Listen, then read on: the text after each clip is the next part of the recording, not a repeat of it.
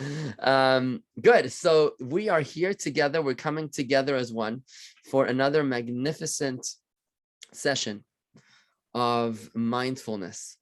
Mindfulness and meditation. We've had such beautiful feedback. Did I say hello to you, Sandy Backlor, at the top? Shalom, Sandy, from Palm Beach Gardens in Baltimore, actually, originally also. Garrett Elberger is here with us. Okay, we're coming together. So I'd like to say to everybody, welcome to this very beautiful session, very, very special opportunity where we're taking advantage of our pandemic to be able to bring even greater talent to Palm Beach Gardens. Normally, it would be a very big schlep to bring Rabbi Dr. Label Wolf from Melbourne, Australia, twice in 7 days. That would be a lot of flying to have to be done to do that. But now with the power of Zoom, we're able to come together as one with this very, very beautiful experience of having one of the world's leading experts in Kabbalah meditation be able to meditate with us and lead us in his signature, serene and inspirational style. A few quick words of introduction. Number one, I'd like to say that meditation is a very important tenet of Judaism and specifically of Chabad. I mentioned this last week that Chabad is an acronym. It means logic, but it's an acronym for how we become mindful people. Chachma, Bina, Da'as is the three words of Chabad, which stands for idea, understanding, and feeling. First, we get inspired by an idea and then we understand it. But in order to make it yours, in order to master it, you need to feel it in your heart, to feel in your heart what you've already understood in your mind. And that process happens through meditation, which Rabbi Dr. Label Wolf told us last week, that meditation is simply focused thinking. It's focused thinking. So whereas last week we spoke about a meditation for anxiety, today we're going to be focusing on happiness. On 1 second, let me pull it up. Tonight's topic is precisely going to be the topic of 1 second. Here it is. It's a topic of meditation for love, happiness, and harmony, training to avoid friction and to enhance relationships. We all could use a little more happiness, and I'm very pleased to say, Sandy, that one of your neighbors in Old Palm, I once asked him if he knows what Chabad is. And he said to me, of course I know what Chabad is. He's from Richmond, Virginia. He said to me, of course I know what Chabad is. Chabad is the happy Jews. I said, Tazai, that's a beautiful answer. That's a very appropriate answer. Chabad indeed is the happy Jews, but happy not because we're happy-go-lucky, happy because we're proactively, mindfully happy, being able to reinterpret our challenges, our struggles, and our problems to be able to see the light that lies behind the darkness. So this is a very important tenet of Chabad, a very important tenet of being able to be conscious, is this ability to be able to be happy. It's a very important mitzvah in the Torah. We're commanded to be joyous. We're commanded to serve God with joy, because if you're not happy, things just don't flow properly. We often like to say here at Chabad Palm Beach Gardens that if you're not loving your Yiddishkeit, you're not doing it right. Something's missing. Now, tonight's session is the second of a two-part session with Rabbi Dr. Label Wolf, where we have the distinct privilege of being able to experience Rabbi Dr. Label Wolf in person. And I encourage everybody to post your questions in the chat box. We'll be taking questions at the end of the session, the last part of the session, of the 60-minute session. However, in just 2 weeks from tonight, we will be launching a meditation seminar out of the JLI, that's the Jewish Learning Institute, which is a global Chabad operative with 350 affiliates around the world. We will be teaching the meditation from Sinai seminar here at Chabad Palm Beach Gardens. It's going to be live and on Zoom simultaneously, where I will be teaching in the 6-week seminar. It's on Tuesdays at 4 p.m., 4 to 5:30 p.m. It will be broadcast live and on Zoom at the same time. So we're getting mindful, we're becoming masterful. And tonight we're hearing from the master himself, Rabbi Wolf, was involved in the production of the JLI course, the meditation from Sinai, and he's featured in each and every session with a live meditation. So tonight we have him here with us here at Chabad Palm Beach Gardens. And without any further ado, I welcome everybody that's just joined us in the past few minutes. It's going to be 60 minutes of a real treat with Rabbi Dr. Label Wolf. He's already ahead of the game. He's in Melbourne, Australia, where it's already Wednesday morning. So Rabbi Wolf, he's also already in the summertime because we're in the winter. It's already summer out there in Australia. They're miles ahead of us. And we're hoping to have Rabbi Dr. Label Wolf lift us up and inspire us to make it shine even in the midst of the winter. Rabbi Wolf, if you could please unmute your microphone and take it away. Thank you very much. It's such a pleasure to see everyone again, and I can see some new faces, so it's really nice to get to know you. Since it is winter by you, I assume that it's already nighttime, which means it's Yud Shvat, a very special date in the Jewish calendar, especially in Chabad, because Yud Shvat is the Yortzeit of the previous Lubavitcher Rebbe, the Frierdiker Rebbe, and exactly 1 year after his passing, our Rebbe, Rabbi Menachem Mendel Schneerson, assumed the mantle of leadership of the Chabad movement, which for over 4 decades he led and revolutionized the world. So we're meeting on a very, very propitious occasion. And I look forward to elevating both you and myself in the process. So again, a very appropriate topic. So when we speak in terms of happiness and joy, I assume that most of us would conclude that what we're talking about is something to do with emotion. And if we're talking about emotion, I guess we all know what we're talking about, don't we? And yet, when I ask people to define for me what is emotion, they become quite confused and tongue-tied. So I'm not going to go through the exercise now here with Zoom with all of you here as to tell me what's meditation, but why don't you just spend 15 seconds telling yourself what you might have told me if I asked the question, what is emotion?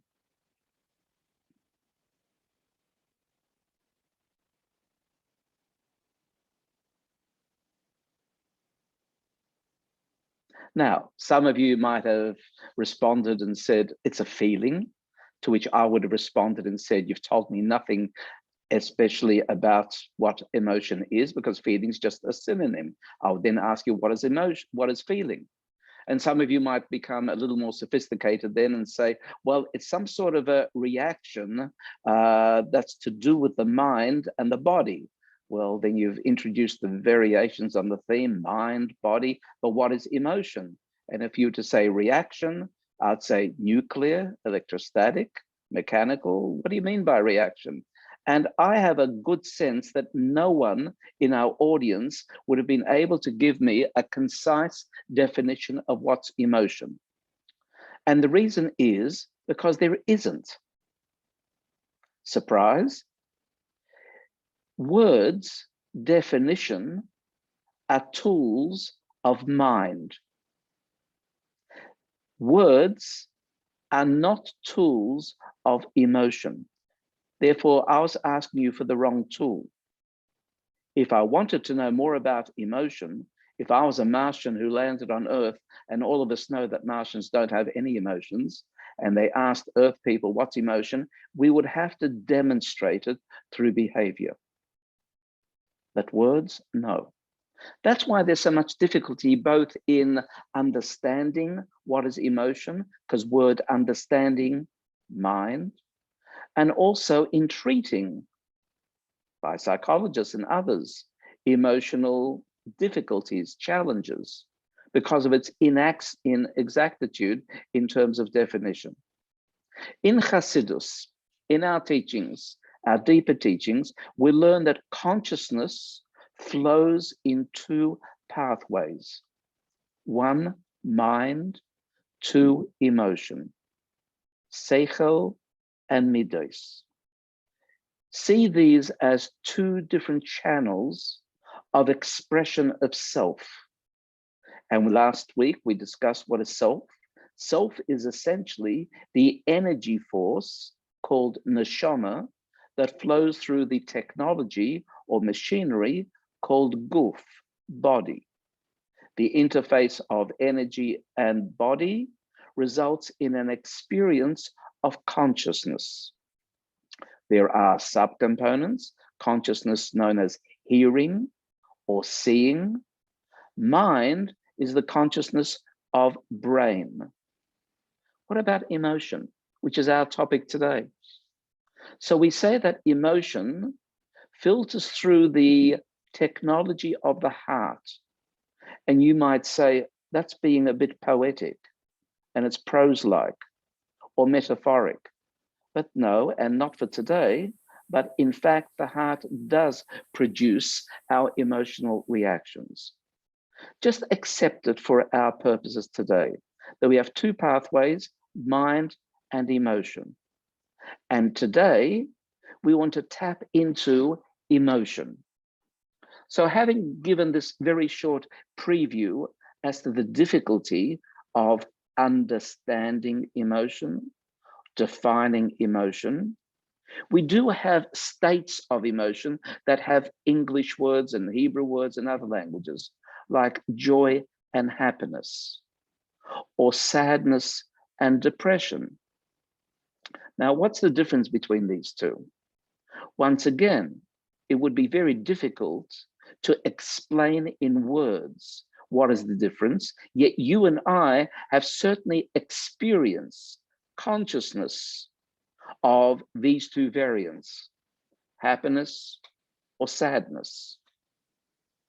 Now, complicating the picture just a little bit further, I mentioned last week that we have free choice, bechira chofshit.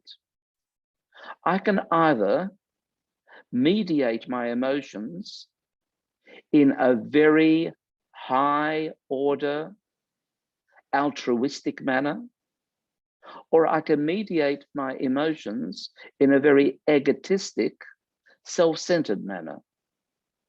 For example, if I express the emotion of anger, then I am totally self-centered, because anger is always my wish to control and dominate you. I become angry because that way, through force of sound, raising my voice, emotional increase, overpowering, I want you to conform to my wishes. Anger is a tool of emotion, but that is self-centered. On the other hand, if I have a strong emotional disposition, I can also express it positively. For example, compassion, or being passionate about positive virtues, or acting with a lot of energy in altruistic causes. In other words, I have a choice on how to express my emotions, whether through the lower self, which we call nefesh bahamis, or through my higher self, which we call nefesh elokis, which in more prosaic manner is described as self-centeredness or other-centeredness. So that's a little bit about emotion. And the question is, how can I exercise choice in terms of higher emotions, altruistic emotions, other-centered emotions, or self-centered? So I'm going to introduce an example of emotion, the word love. Again, not subject easily to definition, but we all have a sense as to what love is. In fact, love is a way of allowing us to connect intimately with someone else or something else. Love is the most powerful interpersonal way of connecting and creating states of oneness. And it is the most powerful motivator of all human endeavor. Everything we do in life, everything, is because we wish to connect with each other, obviously.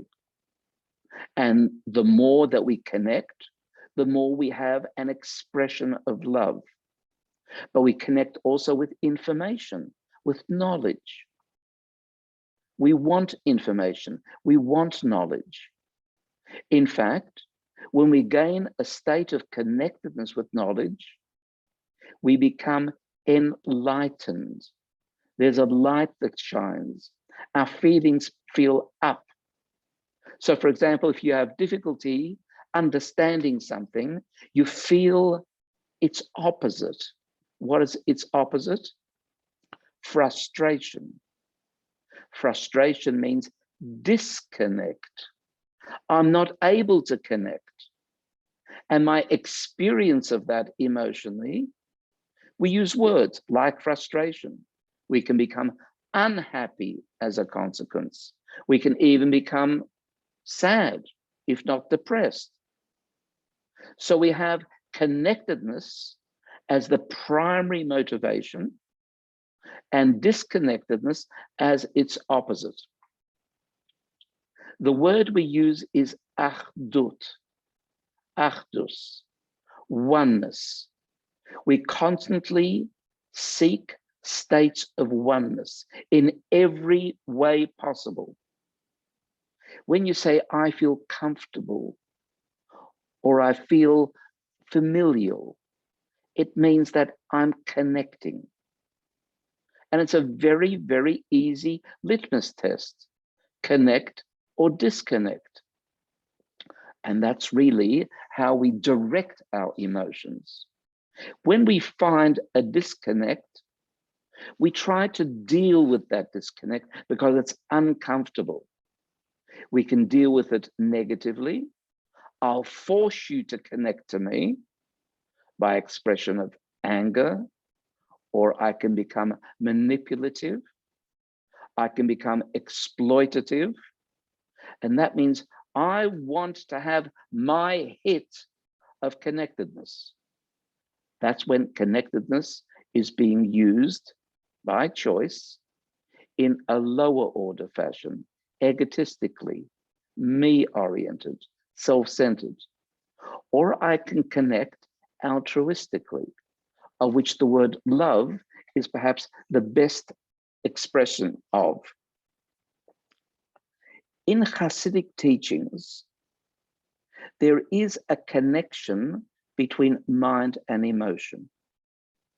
I said to you before that mind and emotion are two separate channels for human consciousness, or two pathways for the neshama to flow. But it's not as if they don't have an interrelationship. You know that as well as I do. Because every feeling, every emotion is predicated on an interpretation of the mind. You don't have an emotion, you don't feel something unless your mind has interpreted for you initially. There's no way you can have a feeling without the mind first having surveyed the scene and given a compass bearing for your emotions to flow in that direction. Now, as I said last week, that moment of developing a compass bearing by the mind may be so short, so microsecond, that you're not even aware that mind has operated, but it must have operated. Otherwise, you wouldn't feel the feeling that you're feeling. Think about it. Is it possible to feel something without first having had some interpretation? Think about it. Feel free to challenge me. I know that some people will say, oh, look, some people are purely emotional. No, not purely. It means there's very little input of mind to guide emotions. And I mentioned the mastery teaching that's mentioned by the Alter Rebbe several times in Sefer Tanya, Moyach Shalit al Halev. The mind determines the outcomes of emotions, which gives us a very important principle, and that is You really have choice over your feelings. Now, that's a big statement because most people would sort of almost instinctively say, no, you can't control feelings. And the answer is controlling feelings or choice over feelings are not identical. Let me stay with choice of feelings. The way to feel positively is to choose a positive interpretation. As the Yiddish says, tracht gut, bet sein gut. A statement by the Tzemach Tzedek that's been repeated over and over again. What does it mean? Think positive and the outcome will be positive. So it means that very importantly, to maintain positive feelings, you have to possess positive thoughts or choose to create positive thoughts. And if you're thinking that none of this is easy, you're right. It's not easy for two reasons. Most people don't train masterfully their thought processes, let alone their emotion processes. Challenge number one. Challenge number two, we live in a world where we are being exploited emotionally. And I mentioned that last week also, the media. And the media knows full well that its ratings will improve if it can frighten us. So headlines are sensational and tend to be negative, frightening us. And that way we watch, we're glued to the screen, ratings go up, the commercial results are great for the producers of the show, etc., etc. And you and I become the patsies in the process because there is a complete loop. We become frightened. So we have two problems, two obstacles to gaining positive emotions. One, we don't train ourselves to think positively. And two, the environment that we live in today, especially technologically, biases us towards negative emotions. So we've got a real obstacle course. And still, we say, Bechira Chavshis. We have absolutely free choice, but you need to exercise it. You need to have strength. You need to have willpower. You need to have commitment, and you have to change a pattern. So let me just speak momentarily about pattern. The pattern I'm talking about is a brain pattern. In other words, we have certain lazy default ways in which we direct our consciousness flow through the brain. Modern science will describe this as the flow of neurotransmitters between nerve end fibers. And when we think in a certain way over and over again, or when we see these hurtful, negative images on screen over and over again, that results in what could be colloquially called a groove of the mind. We tend to continue thinking that thought over and over again. And because it creates a groove and repeats, the groove gets deeper and deeper and deeper and makes it that much more easy for consciousness to flow along that groove called negativity. Therefore, we need to undo that groove and set down a new pattern. How do we do that? Hashem created us in a very, very fortunate way that we cannot think of two things at the same time. Have you noticed? You cannot think of two things at the same time. It's impossible.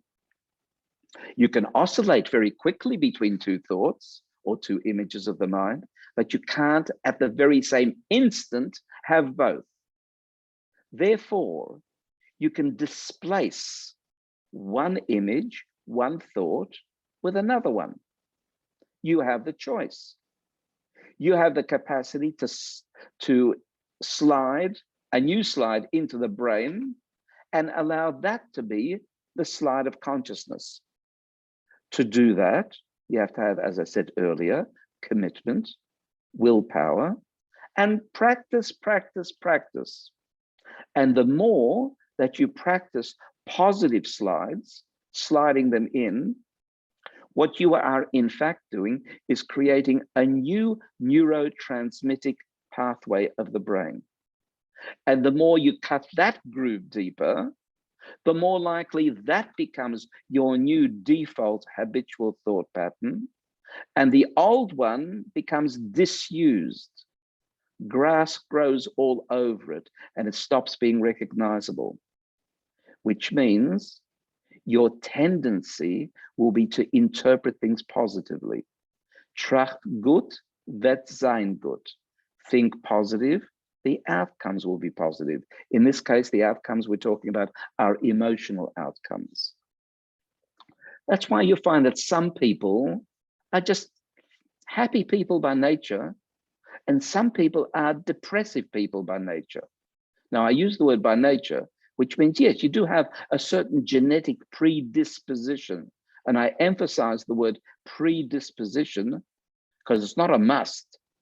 You can overcome predispositions, but more likely the environment and the culture has made them that way or reinforced that predisposition, and they've offered no resistance. So how do you love someone? How do you love life? And what does that mean? What does it mean to connect? So let me go even more basic. What's connecting? Is it just a metaphor again? And the answer is no. Chassidus explains that something real is connecting.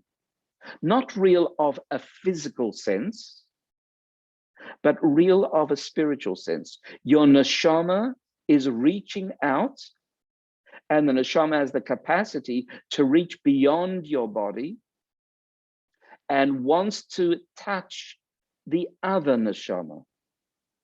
When the two neshamas connect with your choice of altruism, it can grow into a loving moment or a loving pathway.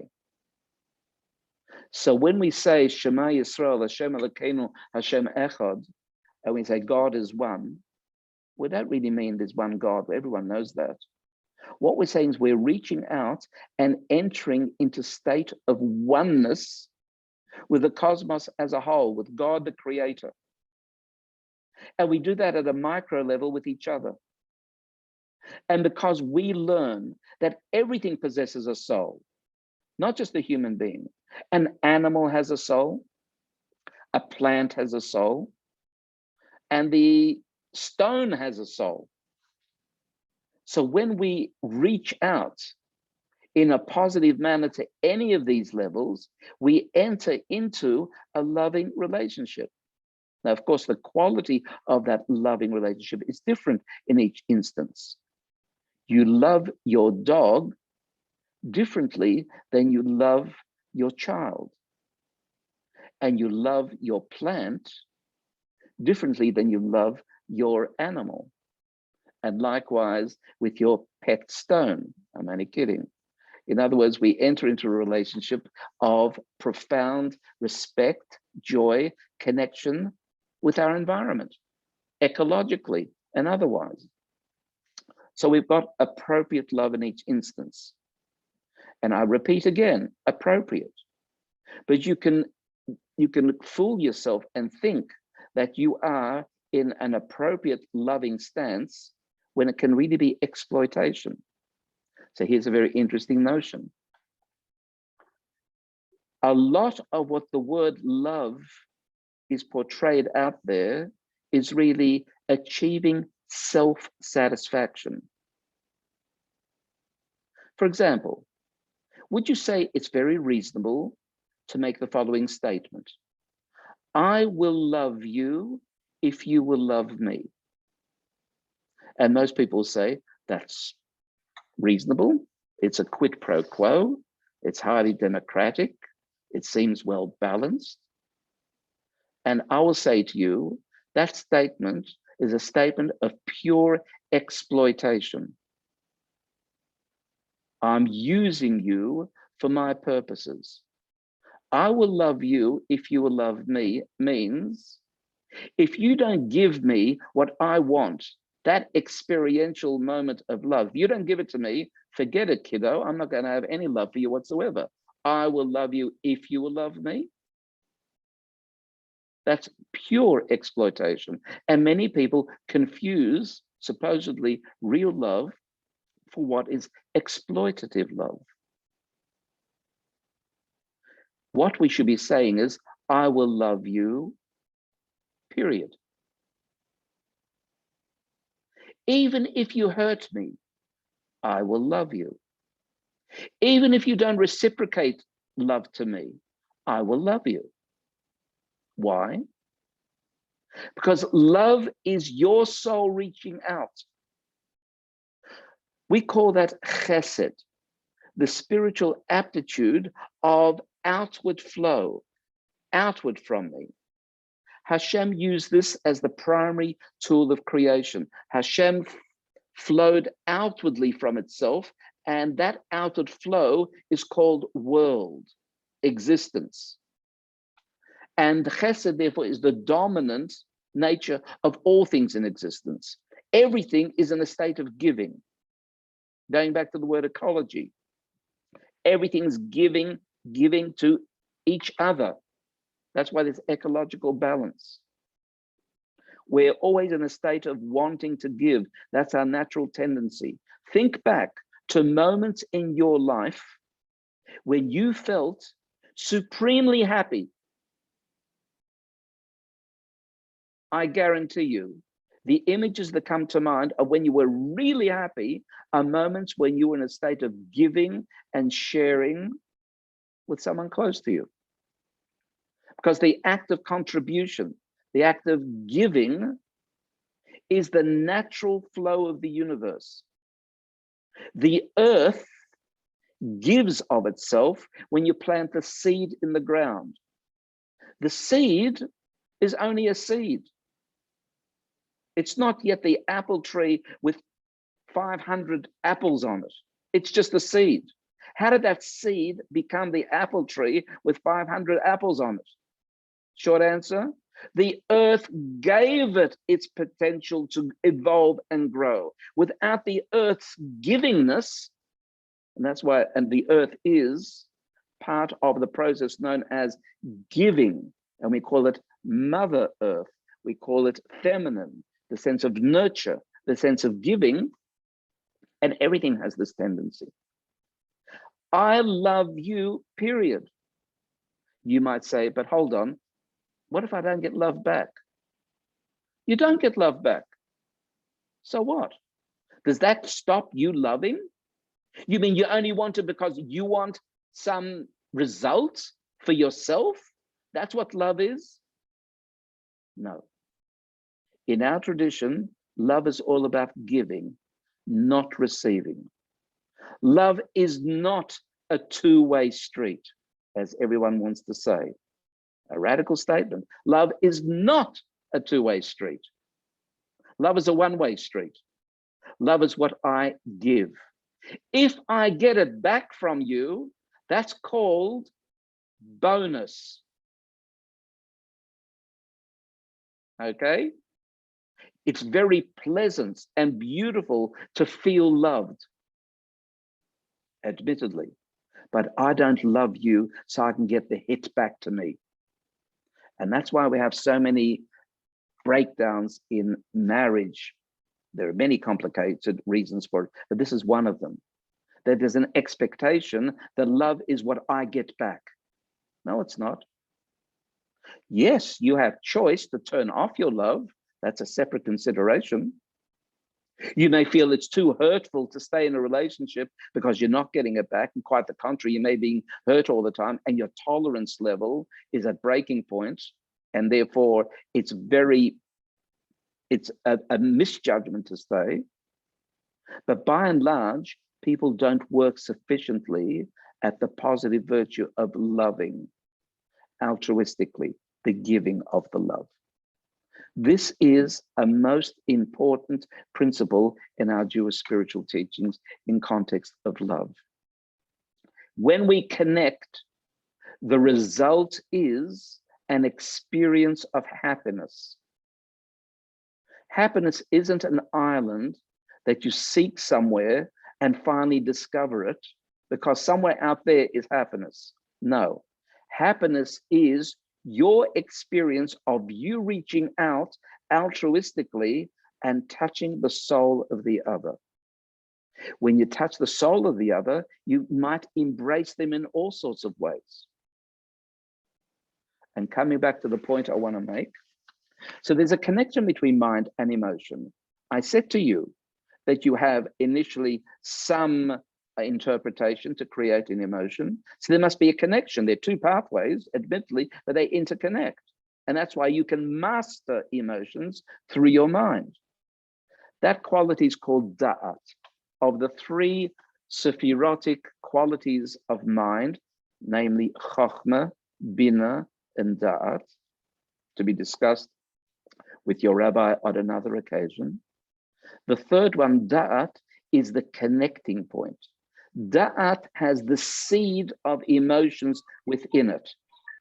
And therefore, by using the quality of da'at, you're able to, under those circumstances, to connect emotions and give rise to appropriate emotions. You have the capacity. So, methodology, number one, think positive. Drop a new slide in when you're finding yourself thinking negatively. That'll displace automatically the old slide, which may have been hurtful, sad, upsetting. So for that, you need a commitment, because some people enjoy hurting themselves and wallowing in their sorrow. That's a problem. Number two, practice it. Take a moment in your life that historically you felt really happy and repeat it in your mind, that slide 10 times a day. 10 times? It's not a big deal. How long does it take to slip a slide into your brain? 1 second? So I'm telling you to take 50 seconds in the day by spending 5 seconds each time. Practice, practice, practice. Number three, make sure you're not being self-centered, exploitative. Give, give. Don't be scared to give. It doesn't matter if you don't get back. That's not what the name of creation is. The name of creation is give without expecting it back. I assure you, the more you give, the more likely you will receive back. Because of another teaching which the Alter Rebbe often quotes from Mishle, as a face is reflected in water, so do we reflect each other. The more you give and love, the more likely it'll be reflected back. But remember, you don't extend love in order to get it back. You just extend love. So that's as much as I want to speak in terms of happiness and love. And admittedly, in the shortness of time, all I've done is provided a little introduction, but I've introduced some perhaps more deeper concepts from Chassidus. And at the same time, I wanted to show you that within the Jewish spiritual teachings is a lot of depth and insight into things that we take for granted and live 120 years of life and never even give it a second thought. And we consider ourselves victims of other people, and we always remain negative and sad and upset and frightened, etc., etc. And you can reverse all that, change all that with a bit of insight. Make sure you study with a Chabad rabbi, Chassidus, especially Sefer Tanya, to get a better understanding as to who you are and how you can create change within self. I want to reinforce this with a meditation, and then I'll be happy to discuss with you. Because as I said last week, meditation in our Jewish tradition is to focus in such a way that you actually make it a part of your personality makeup. when you spend time internalizing a focus, a notion deeply within, the purpose is you want it to become you. You want to connect so intimately with it that it becomes you. And that's got to do thereby by creating a new behavioral you, and a new speaking you, and a new thinking you. So let's do a little exercise to see what we can do. I'm going to begin, as last week, with a breathing exercise, as I explained last week also. Why? The word neshima, breath, relating to the word neshama, soul. But that's really the first exercise, is to get you in a receptive state. And then I'll move to a meditation that represents the kind of teaching that we shared today. So adopt a position of comfort and symmetry, feet on the ground, hands resting comfortably on your knees and thighs, your back fairly straight without being too rigid, head well balanced on your shoulders, and gently close your eyes and just focus on your breath, breathing in and out quite naturally, and being aware of the breath entering and exiting.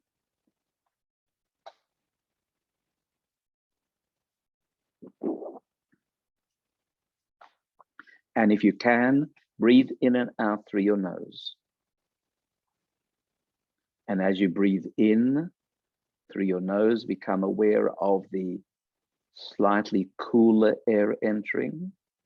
And as you breathe out through your nose, become aware that the air exiting is a little warmer. Cooler air entering, warmer air exiting. And slow down and deepen your in-breath and out-breath through the nose, so that the temperature differential becomes more pronounced.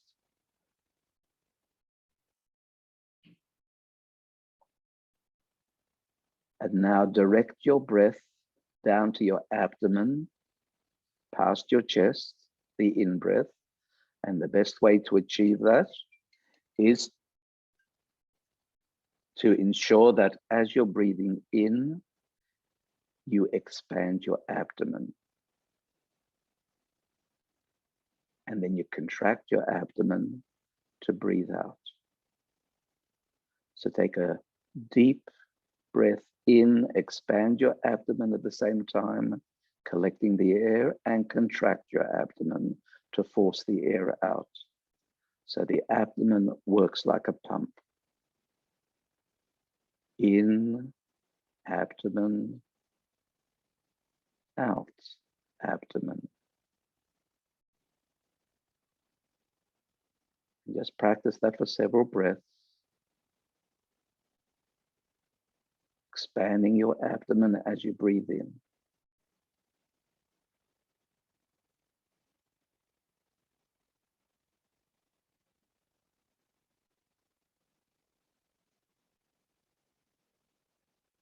And now with some rhythm, breathing in for a count of 3, holding for a count of 3, and breathing out for a count of 4. Take a slow, deep breath in through the nose, down to the abdomen, expanding. Hold and breathe out. And let's do it with the count aloud. Breathing in, 2, 3, hold, 2, 3, out, 2, 3, 4. In, 2, 3, hold, 2, 3, out, 2, 3, 4. Continue breathing rhythmically, abdominally, smoothly, gracefully, a perfect circle, no bumps, smooth, circular breathing.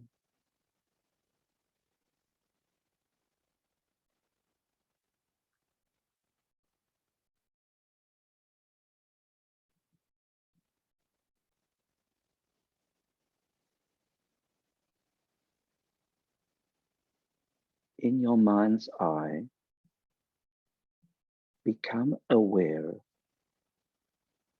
of an aura around you. See that aura around you as brightness, almost like a halo of brightness all around you.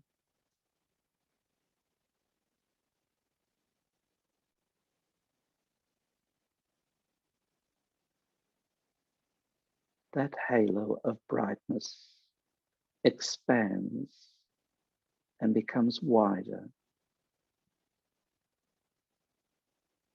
and you feel like within a cocoon of brightness, of warmth all around you.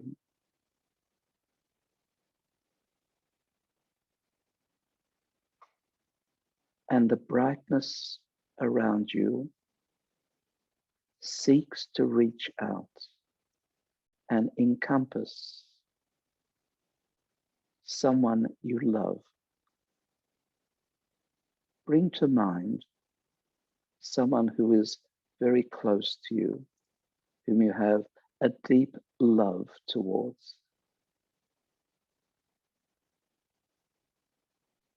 Create a hologram of them right next to you, in front of you.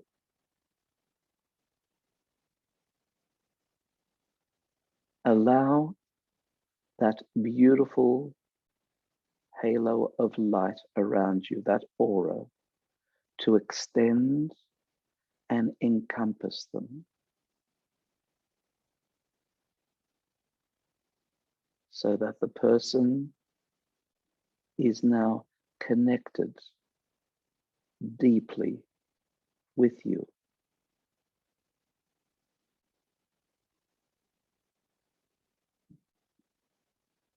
And you can detect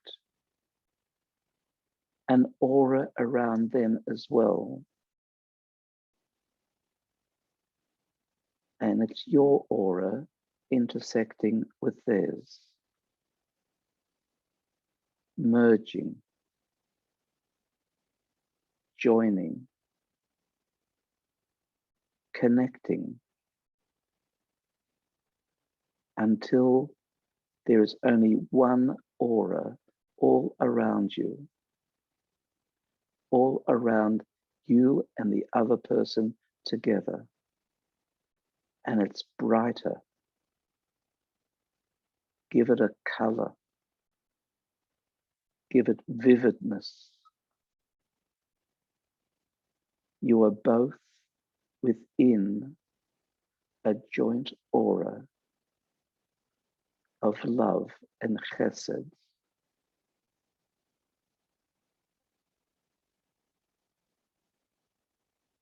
In the background, ask yourself, how do I feel at this very moment?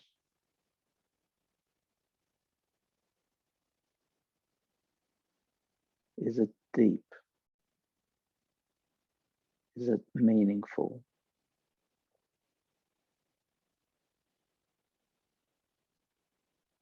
And now allow your aura to extend beyond that person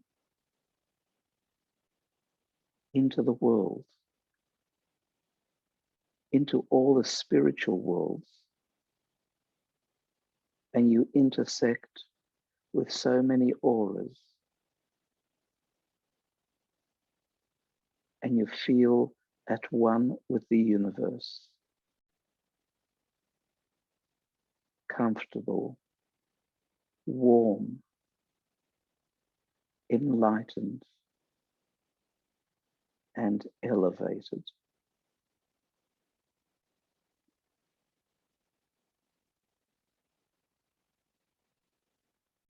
Recognize that everything in the universe has common denominators, ways of connecting profoundly, connecting at a spiritual level.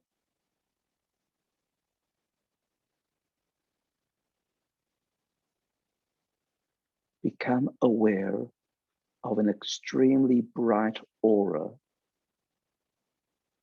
somewhere at the edges all around you,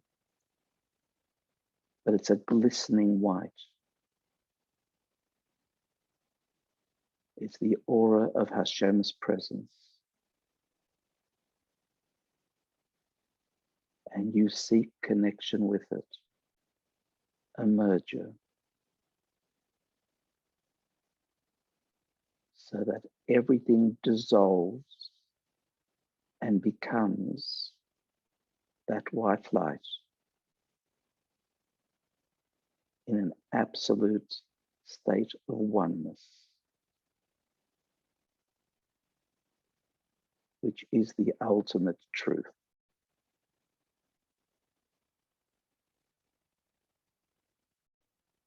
Spend a few moments basking in the brightness of you and the universe, Hashem, becoming one.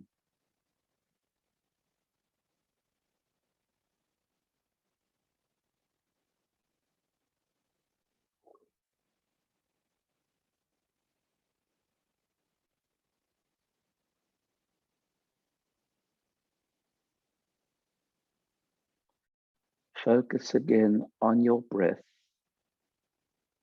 breathing in through the nose and out through the nose.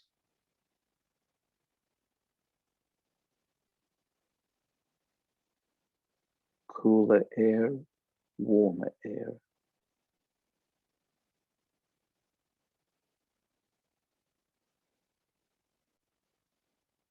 Begin moving your fingers and your toes. Wherever you are in your room, move your fingers, move your toes. And when you feel ready, gently open your eyes. Coming all the way back to our session together.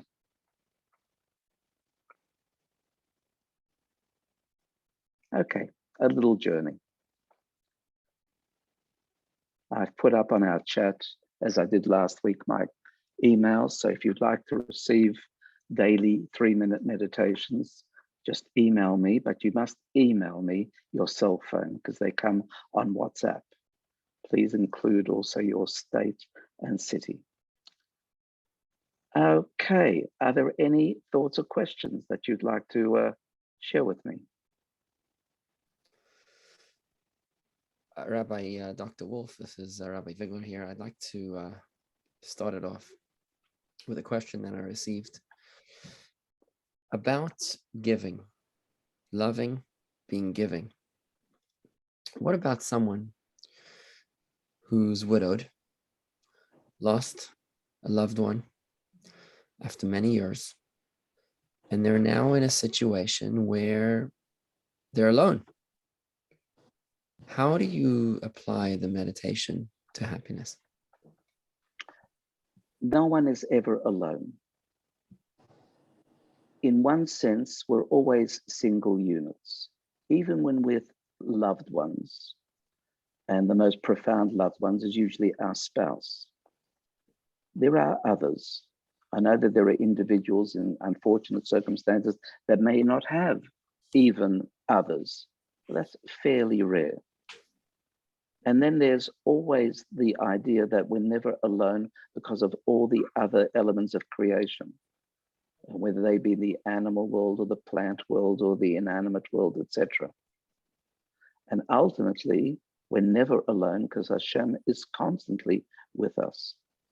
There's no such thing as being purely alone. When a person feels lonely, that probably means, and I don't want to sound unfair, that they're focused on themselves. And there's a certain degree of self-centeredness, a certain choice to be a victim. You have to be creative in order to be able to reach out and enter into a relational context with so many possibilities that are constantly around us. We have to make an effort, and the best formula is sharing and giving with others.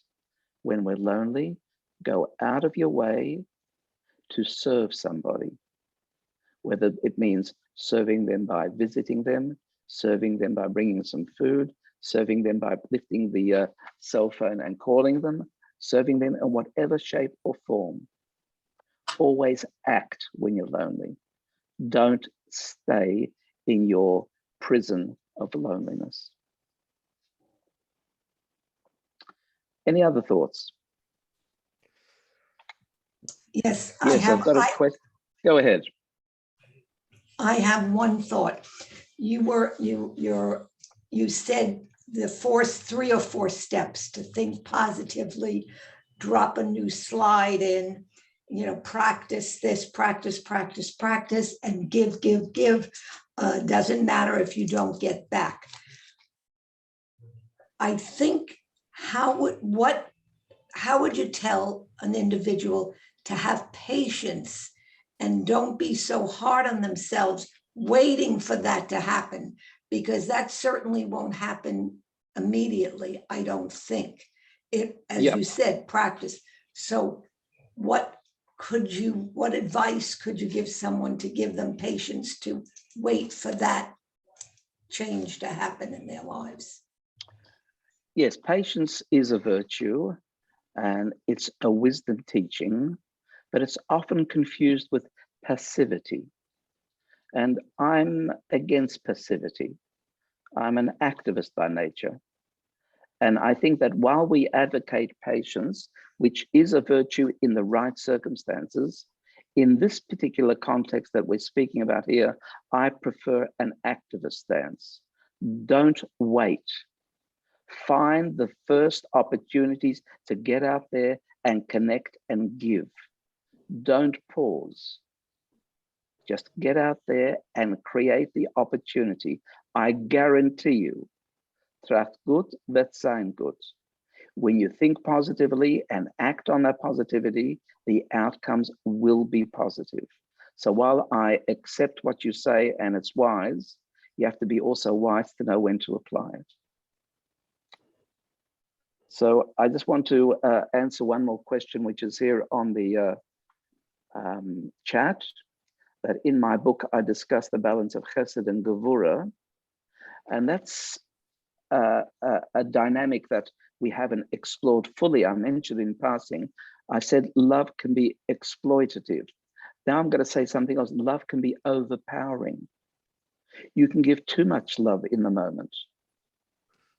You can so much want to feed the bird that you approach the bird too quickly and scare the bird away. Love can be too strong, even if the intention is correct. So we have an equal and opposite tendency, which is holding within. And the two need to be balanced so that in the moment, there's just the right degree of givingness and just the right degree of not over givingness in order to make it right in the moment, right in that relationship, right in whatever context we have. That's all I can say in short, but you're right, you picked up on an issue of balance. I'm really sorry, but I have an appointment on the half hour now too, and therefore time is always precious and short, but I want to thank you again for the wonderful opportunity that you gave me to learn from you. As I say, I always learn from your faces, from your questions, and whenever I speak, there's something I pick up in what I say that I didn't realize that I had within me, which is another Hasidic teaching, that when you use words and express, it's creative and new thoughts arise. That is as a consequence.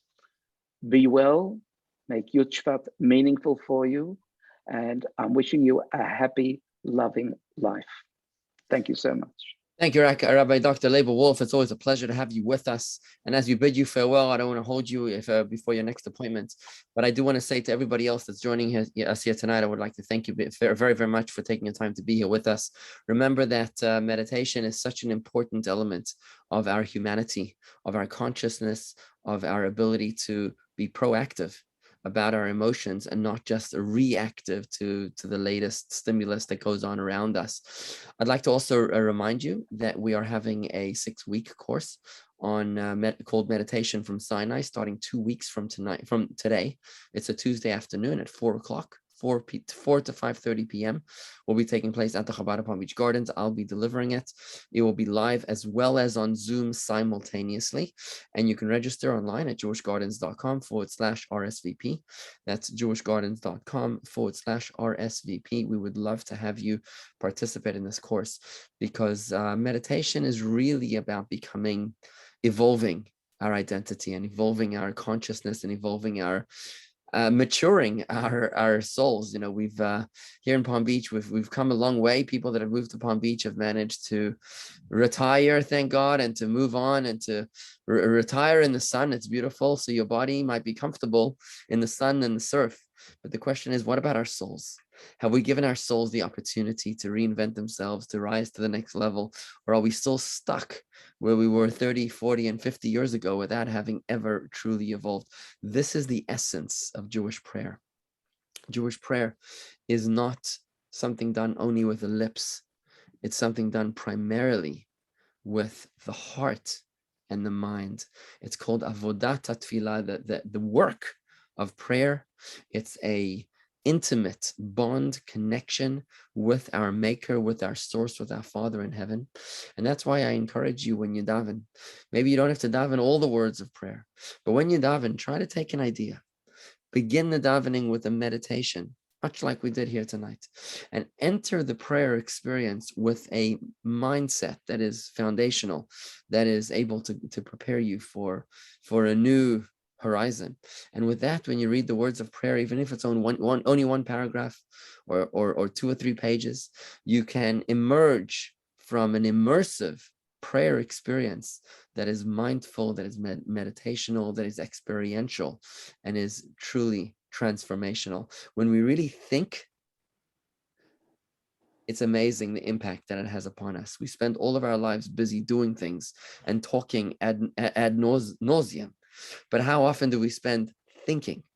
It's such a powerful, profound experience. It's probably the greatest gift that we have as human beings is our minds, and probably, unfortunately, the most unused of those gifts.